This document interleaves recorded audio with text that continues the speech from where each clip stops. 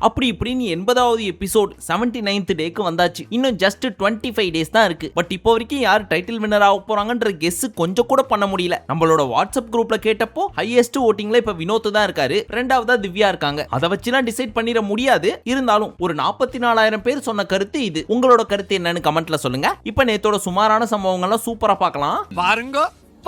First எடுத்த உடனே நம்ம அமித் அப்படியே ஜாலியா ஒரு வாக் போவோமே அப்படின்னு சொல்லி கிச்சன் பக்கம் போயிருக்காரு. அந்த பக்கம் கனி, இந்த பக்கம் திவ்யா. ரெண்டு பேரும் அமித் இந்த பக்கம் வர்றத பார்த்து என்ன அமித் இந்த பக்கம் அப்படின்னு கேட்க, சும்மாங்க அப்படியே ஜாலியா வந்தேன் அப்படின்னு சொல்றதை கேட்ட கனி, இல்ல நீங்க எப்பவும் பாரு இருக்கிற பக்கம் தானே இருப்பீங்க, என்ன இந்த பக்கம் அப்படின்னு மைண்ட் வாய்ஸ் நினைச்சு சத்தமா பேசிட்டாங்க. இதை கேட்ட திவ்யாவும், ஆமா கனி நீங்க சொல்றது கரெக்ட் தான், நேத்து கூட அமித் ஃபர்ஸ்ட் நடந்து வந்தாரு, பின்னாடியே பாருவும் வந்தாங்க அப்படின்னு சிரிச்சிட்டாங்களா. இது நம்ம தலைவருக்கு ஹர்ட் ஆயிடுச்சு. நான் ஒரு ஃபேமிலி மேன், கோடு போட்டு வாழ்றவன், என்னையும் அந்த பொண்ணையும் கம்பேர் பண்ணி வச்சு சொல்றீங்களா? கொடிக்குளம் பேச்சின் தங்கச்சி மாதிரி, தங்கச்சி மாதிரியோ அக்கா மாதிரியோ பேச்சியே தெரியும்ல. நான் உங்ககிட்ட இருந்து இது எக்ஸ்பெக்ட் பண்ணவே இல்ல கனி. எதுக்காக இப்படிலாம் பதிவு பண்றீங்க? ஏங்க நான் பதிவு பண்றேனா நிதர்சனம் பேசுறேனா அப்படின்னு இந்த பீஸை புடிச்சு ரேக் பண்ணிட்டு இருந்தாங்க. பண்ணது யாரு தெரியுமா? கனி. அதுக்கு இவரும் 4th இயர் ஸ்டூடெண்ட பார்த்த ஃபர்ஸ்ட் இயர் ஸ்டூடெண்ட் மாதிரி பம்பிட்டு இருக்காரு. அப்படியே கனி பாத்திரம் கழுவிட்டு இருக்க, வினோத்தே இங்க பாரு, இந்த பாத்திரத்தை பாரு தான் கழுவணும், ஆனா இன்னும் கழுவல, இதை நான் பதிவு பண்றேன் அப்படின்னு சொல்லி வச்ச மாதிரியே அமித் பாருக்கு அங்க சப்போர்ட் பண்றா. அப்படி இல்லைங்க, அதுல மீன் குழம்பு ஏதோ செஞ்சிருப்பீங்க போல இருக்கு, அதுல ஸ்மெல் வருது அப்படின்றதுனால அந்த பீஸ் கழுவாம போயிடுச்சு அப்படின்னு. என்னடா நடக்குதுங்க? ஒன்னு அடிச்சா அவளுக்கு வலிக்குது, அவன் அடிச்சா உனக்கு வலிக்குது, அப்ப நான் என்ன? ஆனா உண்மை என்னன்னா, என்ன சாக்கு சொல்லி எஸ்கேப் ஆகலாம் வேலை செய்யாம இருக்கிறதுக்கு அப்படின்றது தான் அந்த பீஸோட எண்ணம். ஆனா அதை புரிஞ்சுக்க தெரியாத இந்த பீஸ் பாருக்கு சப்போர்ட் பண்ணிட்டு வரவும், அப்புறம் இப்படி புடிச்சு கலாய்க்காம என்ன பண்ணுவாங்க? அப்பதான் நம்ம வினோத் சொன்னாரு, கக்கூஸ் போனா கூட தான் நாத்தம் வரும், அதுக்காக போகாம இருப்பாங்களா அப்படின்னு கேட்க, கனியும் திவ்யாவும் பயங்கரமா சிரிக்க ஆரம்பிச்சிட்டாங்க.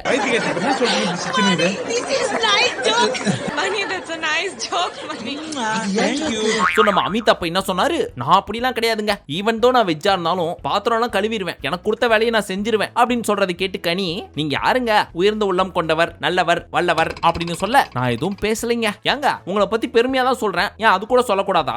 இல்ல கனி, நீங்க அந்த மாதிரி என்னையும் பார்வையும் சேர்த்து வச்சு பேசினதே எனக்கு ரொம்ப கஷ்டமா இருந்துச்சு. அப்படியே அமித், சரி சாரி அப்படின்னு மன்னிப்பு கேட்டு அப்போதைக்கு அமித் அமுச்சு விட்டாங்க. என்ன மன்னிச்சிருங்க, நான் சும்மா ஜெனரல் ஆடியன்ஸ் மாதிரி ரியாக்ட் பண்ணிட்டேன், வெரி சாரி. சரி, நம்மளதான் இப்படி கலாய்க்கிறாங்களே, இதுக்கப்புறம் பாரு கிட்ட நம்ம பேசவே கூடாது அப்படின்னு நம்ம அமிதாப் மாமா கோச்சிட்டு போவாருன்னு பார்த்தா, என்னாச்செல்லாம் தனியா உட்காந்துட்டு இருக்கிற, மாமா கம்பெனி கொடுக்கட்டுமா அப்படின்னு காலங்காத்தால ஒர்க் அவுட் பண்ணிட்டு பாரு பக்கத்துல உட்காந்து வார்ம் டவுன் பண்ணிட்டு இருக்காரு. இப்ப கனி நான் சொல்லிட்டு இருக்காங்க, ஏங்க நான் என்ன தப்பா சொல்லிட்டேன், நம்ம அமித் நம்ம கூட க்ளோஸா இருக்காரு, நமக்குன்னு ஒரு ஸ்பேஸ் கொடுத்துருக்காருன்னு சொல்லிட்டு ஒரு உரிமையில ஒரு சில கலாயெல்லாம் போட்டேன், அதை போய் பெருசா எடுத்துக்கிட்டு இப்படி எல்லாம் பேசாதீங்க அப்படிங்கிறாரு. ஏன் இவர் மட்டும் கலாய்க்கலையா? எனக்குலாம் ரொம்ப கஷ்டமா இருக்குங்க, நான் போய் அவர் ஆன் த ஃபேஸ்ல கேட்க போறேன் அப்படின்னு பயங்கர ஆக்ரோஷமா பேசிட்டு இருக்காங்க கனி அக்கா. உனக்கு ரொம்ப கோபம் வருதே?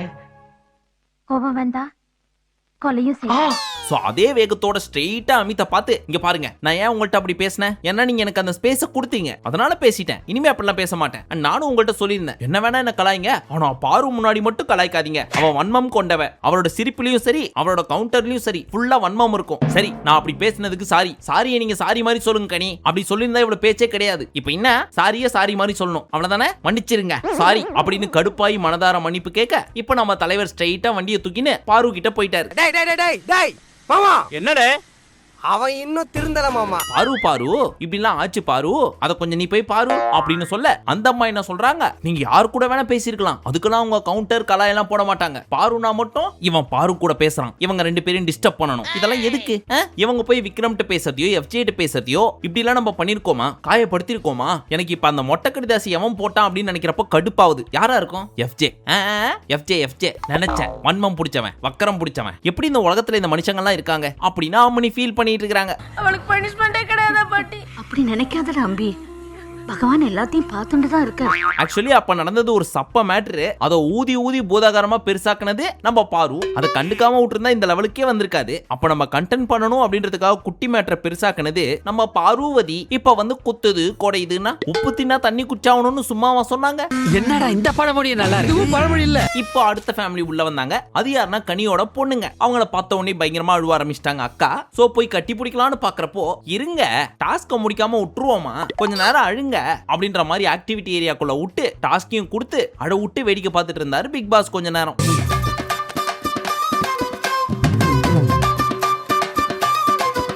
இப்போ அவங்களுக்கு கொடுத்த டாஸ்க் என்னவென்றால் போன சீசன்ல கொடுத்த அதே டாஸ்க் நம்ம சௌந்தர்யா கூட நெத்தியில வச்சே அவன்லாம் பண்ணி வாயால பிஸ்கெட்டை புடிச்சாங்க தெரியுமா, சேம் ஒன். ஒரு பாயிண்ட்ல இவங்களால பண்ண முடியலன்னு சொல்லி பயங்கரமா அழுவ, அதை பார்த்து பொண்ணுங்களும் அழுவ. ஃபைனலி அப்படி இப்படின்னு பல்ல கஷ்டு பண்ணி முடிச்சிட்டாங்க. சோ அப்படியே குடுகுடுன்னு ஓடி போய் பொண்ணுங்களை கட்டி பிடிச்சி ஃபீல் பண்ணி உள்ள உட்காந்து அழுதுட்டு இருக்கிறப்போ ஸ்டோர் ரூம்ல இருந்து நம்மளோட எக்ஸ் கண்டஸ்டன்ட் ஆன விஜயலட்சுமி அப்படியே சைலண்டா வந்து சபரி பின்னாடியே போய் ஷாக் கொடுத்தாங்க. Surprise Prasad, what a surprise. ஏற்கனவே குலுங்கி குலுங்கி அழுதுட்டு இருக்காங்க. இப்ப தங்கச்சியை பார்த்ததுக்கு அப்புறம் இன்னும் பொங்க தானே செய்யும். அதுக்கேத்த மாதிரியே தங்கச்சியை கட்டி பிடிச்சி விஜய் விஜய் விஜய் அப்படின்னு அழுவ ஆரம்பிச்சிட்டாங்க. இவங்களும் எக்ஸ் கண்டஸ்டன்ட், ரொம்ப வருஷத்துக்கு அப்புறம் நம்ம பிக் பாஸ் பாக்குறாரு. அவருக்கும் உள்ளுக்குள்ள இருக்க தானே செய்யும் அந்த ஒரு பாசம் நேசம் அப்படின்னு சொல்ல வந்தேன். நீங்க ஏதாவது தப்பா நினைச்சுக்க போறீங்க. சோ 7 வருஷத்துக்கு அப்புறம் பாக்குறோம், நல்லா இருக்கீங்களா அப்படின்னு இவங்க 2 பேரும் கொஞ்ச நேரம் பேசி முடிச்சதுக்கு அப்புறம் தனியா கூட்டு போய் என்ன தப்பா போச்சுன்னு உனக்கு தோணுது அப்படின்னு கனியை கேட்க, என்ன மிஞ்சி போனா சொல்ல போறேன், எல்லாரையும் அண்ணன் தம்பியா பாக்குறேன் அதானே, அதேதான். அப்புறம் ஏன் பண்ற, அது வந்து ஏதோ வந்துருது, என்ன பண்றதுன்னு தெரியல. இங்க பாருக்கா, நீ பண்ற ஒன்னும் 1 hourல வர மாட்டேங்குதே, ஏதாவது நீ பண்ணாதானே காட்டுவாங்க. இது ஒரு என்டர்டைன்மெண்ட் ஷோ தான். சோ என்ன வேணுமோ செய், ஆனா அன்பு மட்டும் வேணாம். இதுக்கப்புறம் இந்த ஒரு நொடியில இருந்து எல்லாத்தையும் நீ லெஃப்ட் ஹேண்ட்ல டீல் பண்ணும், ஓகேவா? நீ ஜெயிச்ச உன்ன மாதிரி மொட்டைக்கு கிடைக்கிற அத்தனை பொண்ணுங்களும் ஜெயிச்ச மாதிரி வெளியே வா.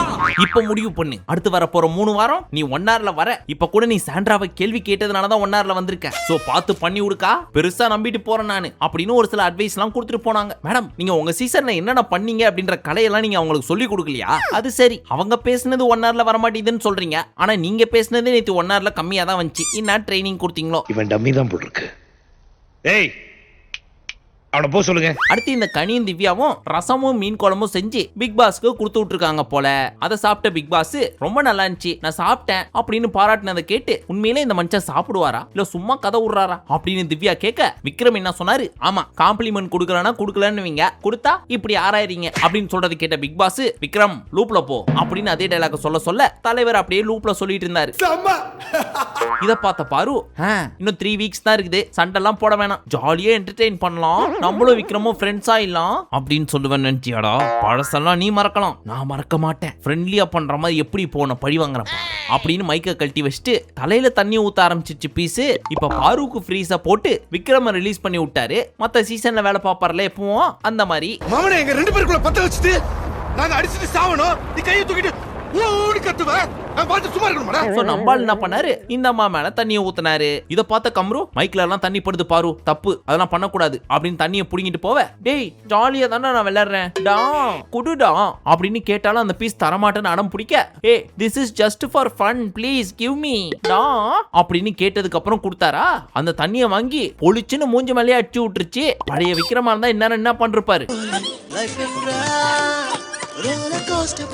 அப்படியே தரன்னு கூட்டு போய் பெட்ல படுக்க வச்சு ஃபுல்லா தண்ணி ஊத்தி அபிஷேகம் பண்ணிருப்பாரு. ஆனா இப்பதான் பார்வை எனக்கு பிடிக்க ஆரம்பிக்குது அப்படின்லாம் சொல்லிட்டு இருக்காருல்ல, அதனால மனசுக்குள்ள பார்வை என் மேல தண்ணி ஊத்திட்டா, அவளுக்கு அப்ப என் மேல ஆசை இல்லாமலா அப்படின்னு நினைச்சிருப்பாரு போல தலைவரு. சோ பெருசா ஒன்னும் ரியாக்ட் பண்ணல. அப்ப எங்களுக்குள்ள ஏதோ ஒன்னு இருக்குல்ல, தப்போ ரைட்டோ கடவுள் எனக்கு கொடுத்த கடைசி சான்ஸா நினைச்சுக்கிறேன், எனக்கு அவ வேணும். நெக்ஸ்ட் சபரியோட ஃபேமிலி வந்திருந்தது, அம்மா அக்கா பையன். அவங்கள பார்த்த உடனே எதிர்பார்த்த மாதிரியே கதறி எழுதாரு தலைவர். அப்படியே காட்டுற மாதிரி காட்டி கதவை மூடி விட்டாங்க. டாஸ்க் பண்ணும்ல, சோ நம்மளும் உள்ள போய் என்ன டாஸ்க்னு பார்த்தா, இந்த டிஷ்யூ பேப்பர் பாக்ஸ் இருக்கும் தெரியுமா, அது உள்ள இருக்க டிஷ்யூ எல்லாம் வெளில எடுத்துட்டு உள்ள ஃபுல்லா பாலை கொட்டி வச்சுட்டு அதை முதுகுல கட்டி விட்டு டான்ஸ் ஆடியே உள்ளுக்குள்ள ஒரு பால் கூட இல்லாம கீழே தள்ளி விட்டு நீ போய் உன் குடும்பத்தை பாத்துக்கப்பா அப்படின்னு சொல்ல நம்மால் பயங்கரமா ஆடினாரு. அதை கொஞ்சம் நீங்களே பாருங்களேன்.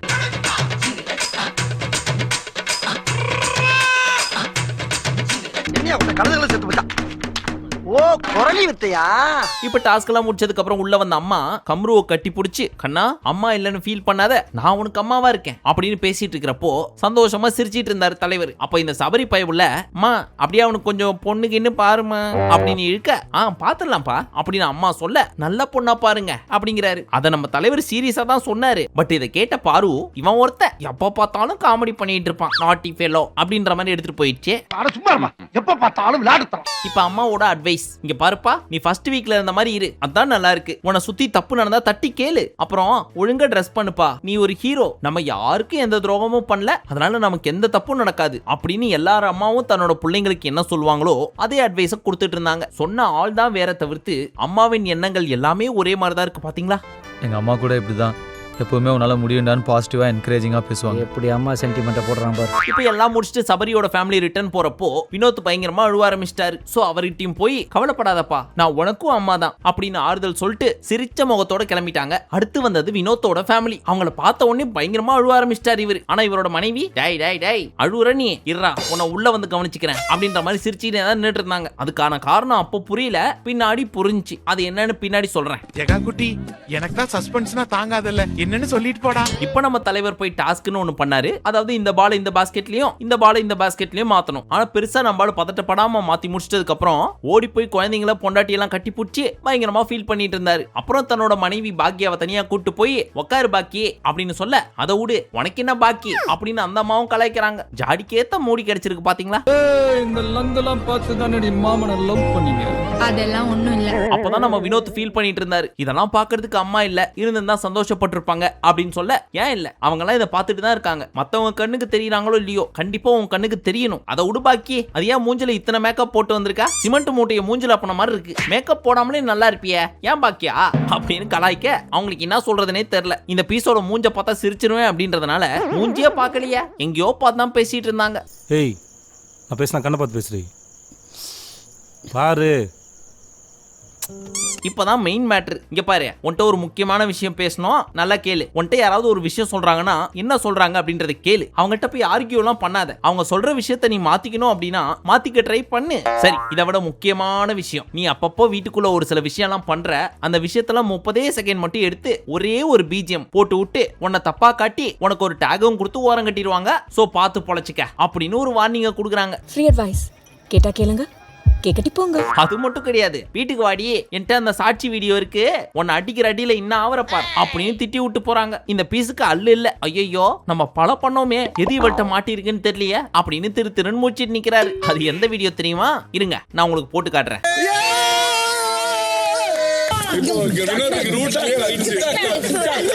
A few minutes later. இதுல இருந்தே தெரியுது நீ என் மேல எவ்வளவு உசுர வச்சிருக்கேன்னு. இது வரைக்கும் வந்த பிக் பாஸ் சீசன்ல வீட்டுக்குள்ள வந்தவங்களும் சரி இனி வரப்போறவங்களும் சரி யாரும் இவ்வளவு பிராங்கா புருஷனை பத்தி பேச மாட்டாங்க. ஆனா அக்கா பார்த்த ப்ரூஃபை வச்சு ஓப்பனா எப்படி அடிச்சாங்க பாத்தீங்களா? ராஜம் பொண்டாட்டிடா நானு. ஃபைனலி வீட்டுக்கு போறதுக்கு முன்னாடி நேத்து அக்காவுக்கு பிறந்த நாள் போல இருக்கு. சோ கேக்லாம் இல்லாததால ஆப்பிள வச்சே கேக் மாதிரி கட் பண்ணி ஊட்டி விட்டு அப்படியே வந்த வழியே அமுச்சு விட்டாரு. போனதுக்கு அப்புறம் எப்படி டான்ஸ் ஆடுறாருன்னு பாருங்களேன்.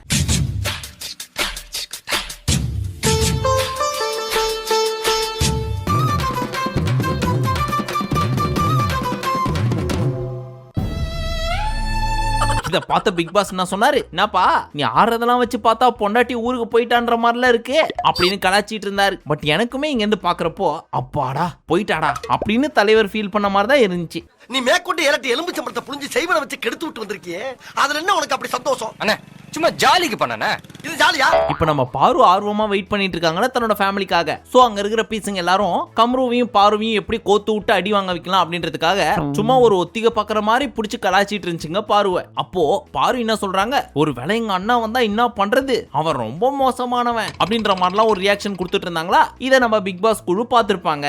ஓ அப்போ அங்க அடிச்சா இங்க வலிக்கும் அவ்வளவுதானே, ஒன்னும் பிரச்சனை இல்ல. சபரியோட அக்கா பையனே கூட்டு வர்றப்போ உன்னோட சொந்த அண்ணனை அம்மாவோட சேர்த்து அனுப்ப மாட்டோமாமா அப்படின்னு பிளான் பண்ணி எப்படி நிறைய டாக்ஸ் போயிட்டு இருக்கோம். சோ கம்ரு ரெடி ஆயிக்கமா. விக்கிற விலைவாசிக்கு பால் பழம் பாதாம் தான் வாங்கி கொடுத்து வளர்த்து விட்டா 5 ரூபாய்க்கு அயன் பண்ண சொக்கா போட்டு வந்து நீங்க அள்ளின்னு போயிடுவீங்க. இப்போ நம்ம அமித் போய் சாண்ட்ரா கிட்ட புலம்பிட்டு இருக்காரு. இந்த கனி பண்ணது எனக்கு சுத்தமா பிடிக்கல, ஏன்னா நேத்து ஒரு விஷயம் பண்ணிட்டு சாரி சொல்லணுமேன்னு சொல்றாங்க அப்படின்னு சொல்றது கேட்ட சாண்ட்ரா அது அப்படிதான் எனக்கும் இப்படிதான் பண்ணுச்சு அப்படின்னு சொல்லுவாங்கன்னு பார்த்தா சாச்சா கனி அப்படிப்பட்டவங்க கிடையாது, எனக்கு இதுதான் நடந்துச்சு. ஆனா அவங்க டோனே அப்படிதான், அதை நான் புரிஞ்சுக்கிட்டேன். நானே இவங்கள்ட்ட பேசுறதை அவாய்ட் பண்ணிட்டு இருக்கிறதுக்கு மெயின் காரணம் இவங்க நம்மள்ட்ட பிரச்சனை பண்றதுக்காக தான் பேசுறாங்க போல இருக்கு அப்படின்னு நினைச்சு கடைசியில அந்த அம்மா வாய்ஸ் டோன் எல்லாமே இப்படிதான் இருக்குன்றது இப்பதான் எனக்கு புரிய வருது அமித் அப்படின்னு ஒரு பக்கம் கனிக்கு சப்போர்ட் பண்றாங்க.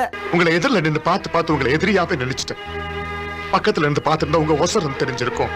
உங்க மனசு புரிஞ்சிருக்கும். இன்னொரு பக்கம் அமித் அண்ட் பாரு ரெண்டு பேரையும் சேர்த்து வச்சு பேசுறதையே நினைச்சு ஃபீல் பண்ணிட்டு இருக்காருல்ல, சோ அதுக்கும் ஆறுதல் மருந்து போடுறாங்க. அமித், உங்க மனசுக்குள்ள அந்த மாதிரி ஒரு எண்ணம் இருந்துச்சுன்னா தூக்கிடுங்க அமித், உங்களுக்கும் பாருக்கும் அப்படிலாம் ஒண்ணும் கிடையாது அப்படின்னு. என்னடா இது, நம்ம சாண்ட்ராவா இப்படி பொசுக்குன்னு இவ்வளோ நல்லவங்களாயிட்டாங்களே, அன்னி தெரசாவே தோத்துருவாங்க போல இருக்கே. பட் இந்த மாற்றத்தெல்லாம் வச்சு பாக்குறப்போ பிரஜன் தனியா சாண்ட்ராக்கு ஏதோ மருந்து போட்டிருக்காருன்றது தெரிய வருது. பட் எங்க கூட்டு போய் போட்டாருன்னு தெரியல. அதெல்லாம் ஒரு தொழில் ரகசியம் ஆயாச்சாமி. சரி, நேத்தி எபிசோட் இப்படிதான் சுமாரா போச்சு. பட் இதுக்கப்புறம் வரப்போறதுதான் மெயின் எபிசோட். அது எப்படி இருக்க போகுதுன்னு மட்டும் வெயிட் பண்ணி பாருங்க. அப்படின்னு சொல்ற அளவுக்குலாம் ஒன்னும் பெருசா இருக்க போறது கிடையாது. எக்ஸப்ட் பாரு ஃபேமிலி என்ன பண்ண போறாங்கன்னு வெயிட் பண்ணி பார்ப்போம். மீண்டும் உங்களை நாளை காலை சந்திக்கும் வரை நன்றி, வணக்கம், நமஸ்தே, நமஸ்கார்.